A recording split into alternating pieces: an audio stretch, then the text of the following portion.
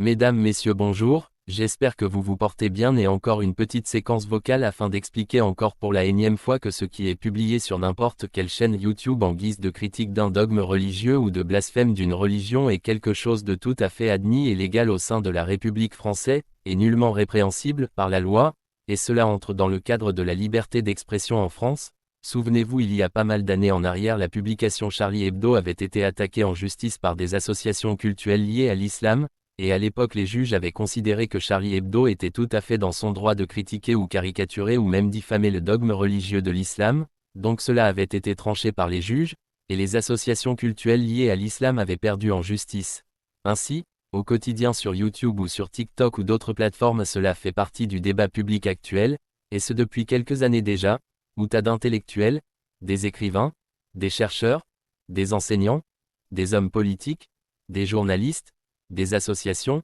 des apostats, se donnent le droit librement de critiquer ou décortiquer le dogme religieux lié à l'islam, et c'est tout à fait légal encore une fois. Ainsi donc pour celles et ceux qui ne sont juste que dans les insultes, menaces, invectives, intimidations, comprenez qu'en France des tas de laïcs et démocrates veulent et souhaitent continuer à s'exprimer librement par rapport au droit de pouvoir critiquer ou creuser tel ou tel dogme religieux, et si vous n'arrivez pas à le comprendre, si vous ne voulez pas rester correct, alors au fil du temps les autorités liées au ministère de l'Intérieur et ministère de la Justice s'occuperont de vous, en vue de vous sanctionner au besoin. Les tas de gens qui s'expriment librement et dans le cadre de la liberté d'expression sur ce terrain de la critique d'un dogme religieux, n'ont pas à se faire ni insulter ni menacer dans le cadre de la République. Lorsque l'on est dans sa ou ses croyances personnelles, alors soit l'on reste de son côté tranquillement et l'on n'écoute pas ce qui pourrait heurter ses propres oreilles, ou encore on n'écoute pas ou on ne lit pas, et voilà tout. Il est totalement inacceptable en France en 2025 de se faire intimider et menacer par des hordes d'inconnus haineux,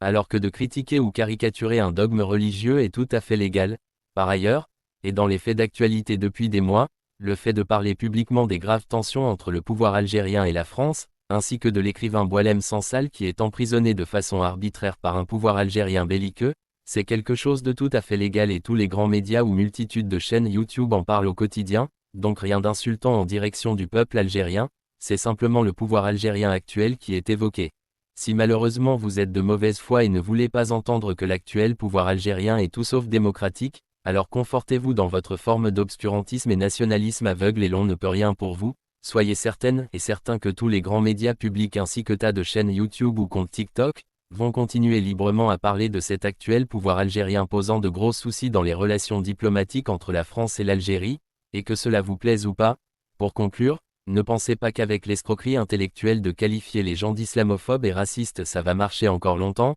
non et encore non.